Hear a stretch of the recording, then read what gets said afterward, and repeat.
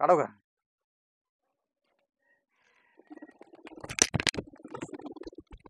আসসালামু আলাইকুম দর্শক, মাইটু কবুতর ঘরের পক্ষ থেকে স্বাগত। দর্শক, একবারই খাবার, এখন খাবার জন্য কি অত্যাচার শুরু করছে। সেই খাবারটা ঠিকমতো পরিবেশন করে দেয় না, মানে খাবার যে দিচ্ছি তারা ঠিকমতো কিন্তু খাবারও খাওয়ার চেষ্টা করে না।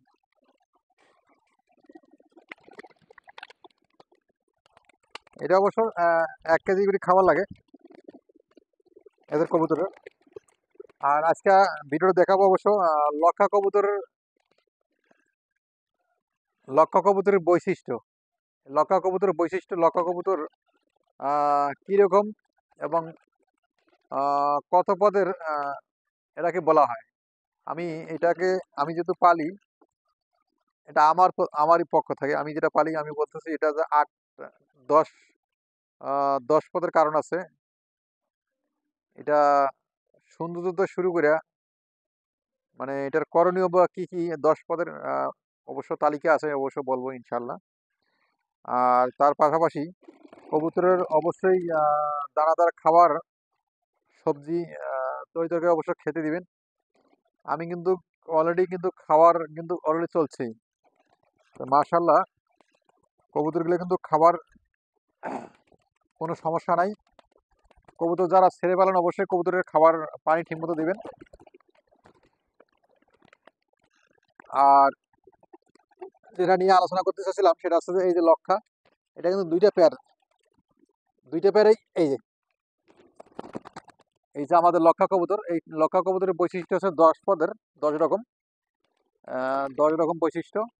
সেটা অবশ্যই এক এক করে আপনাকে শোনাবো ইনশাল্লাহ। পুরোপুরি ভিডিও দেখার চেষ্টা করবেন আর আমার চ্যানেলটাকে সাবস্ক্রাইব করে দিয়ে রাখবেন। আর আমাকে যারা ভালোবাসেন, আমার কথাগুলো ভালো লাগে, আমার অনেকে দেখে, অনেকে পছন্দ করে, যারা অতীতে করছে এবং সামনের দিকে করবেন, তাদেরকে অসংখ্য অসংখ্য ধন্যবাদ। আর দ্বিতীয় কথা আছে যে কবুতরগুলা আজকে ধান খাবার দিলাম, এর আগেও ধান খাবার দিছি। তো সেই ধান খাবার এই যে এখন দিছি, এর আগে শাক সবজি খেলে সকালবেলায় ওদের পাশে শাক দিছি, মূলার শাক। মূলার শাকও অবশ্য মূলার শাকও খাইছে, মূলার শাকও খাওয়ার শেষ করছে। আর যেটা বিষয়ে কথা বলছিলাম যে লক্ষার কবুতরের বিষয়ে, 1 নম্বর আছে লক্ষা কবুতর পালন। 1 নম্বর আছে বা পাখা পলক এবং পাখা। এই যে কবুতরটা অবশ্যই এটা পলক এবং পাখা। এটা লেজের অংশটা অবশ্য 30 থেকে 35 পিস হয় পাখা। আর যেটা ডানার অংশটা অবশ্য এই যে লেজের অংশ, এটাকে লেজের অংশ বলা হয়। এই লেজের অংশটা 30 থেকে 35 পিস পাখা অথবা পলক বলা হয় এটা। আর এই সাইডের অংশটা, এটা হচ্ছে ডানা বা পাখা। এটা 25 থেকে 30 পিস হয়ে থাকে লক্ষা কবুতরের। এরাও 30 থেকে 25 পিস হয়ে থাকে। আর কবুতরের পায়ের অংশটা অবশ্য লেস থাকে, পাকা থাকে, দুইটার পায়ের অংশে পাকা থাকে। আর এই কবুতরগুলো অবশ্য আহ, বেশি উড়াতে পারে না, সেটা হচ্ছে, আমি একটা একটা করে বলতেছি। সেটা হচ্ছে যে 2 নম্বর হচ্ছে পলক পাখা কত পিস হয়ে থাকে। এটা হচ্ছে লেজের পাখা আছে 30 থেকে 35 পিস হয়ে থাকে। 3 নম্বর হচ্ছে কবুতর 20 থেকে 30 ফিট উচ্চতা উড়াতে পারে। 3 নম্বর হচ্ছে লক্ষা কবুতরের 20 থেকে 30 ফিট উড়াতে পারে। 4 নম্বর হচ্ছে লক্ষা কবুতর অন্য কবুতর জাতের চেয়ে আহ, নিরীহ প্রাণী।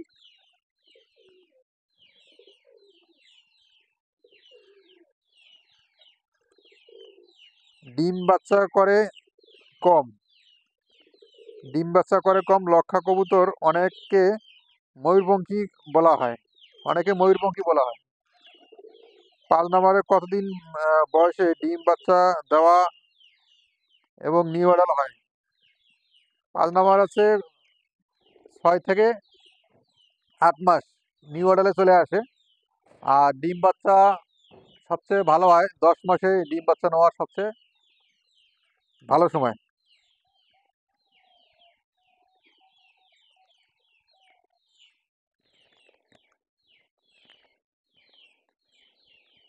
আর 7 নম্বর হচ্ছে লক্ষা কবুতর বাসায় ছেড়ে পালা যায়। 8 নম্বর হচ্ছে লক্ষা কবুতর নিজের ডিম নিজে বাচ্চা ফুটাতে পারে। 9 নম্বর হচ্ছে দেখতে অবশ্য অন্য কবুতরের চেয়ে নিরীহ প্রাণী। 10 নম্বর হচ্ছে পায়ের অংশ অবশ্য পলক থাকে। তো সেইগুলো বিশেষ কিছু তথ্যগুলো দিলাম লক্ষা কবুতরের বিষয়গুলো। দর্শক, হয়তোবা আরো অন্য একটা কবুতরের তথ্য দেবো ইনশাল্লাহ অন্য একটা ভিডিওতে। আর আজকে কবুতরগুলার খাওয়া দাওয়া শেষ। তার পাশাপাশি মূলার শাক অবশ্য দেওয়া হয়েছে।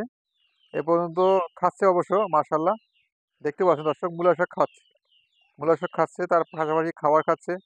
তো কবুতরগুলো অবশ্য গোড়তটা অবশ্য একটু ধরে দেখি, মাশাল্লাহ এখন ধরা যায় না, ধরা যায় না। আমার খাবার হাতে একটু মুট করলে অবশ্য দৌড় দিয়ে চলে আসে।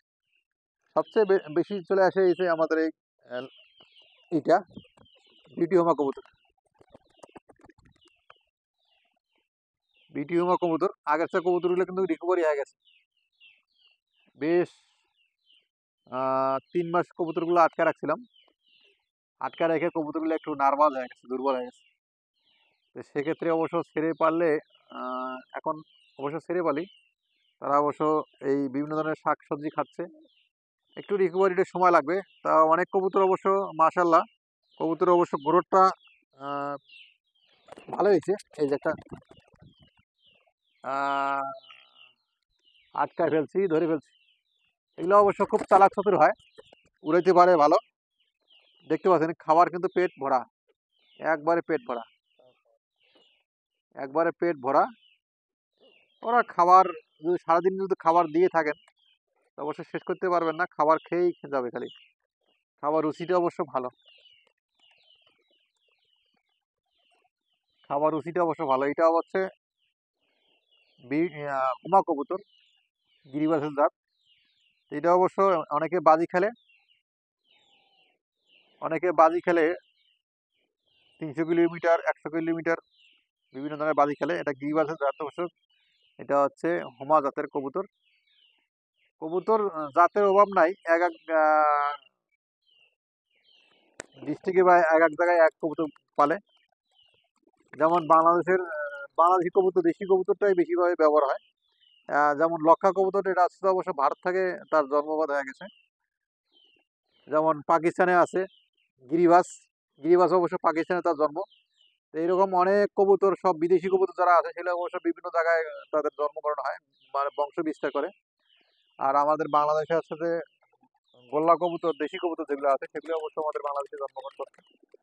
তা এটা অবশ্য আবহাওয়ার ডিপেন্ডে, আবহাওয়ার কারণে এগুলা বংশ জন্মগত হয়, বৃদ্ধি হয় বেশি।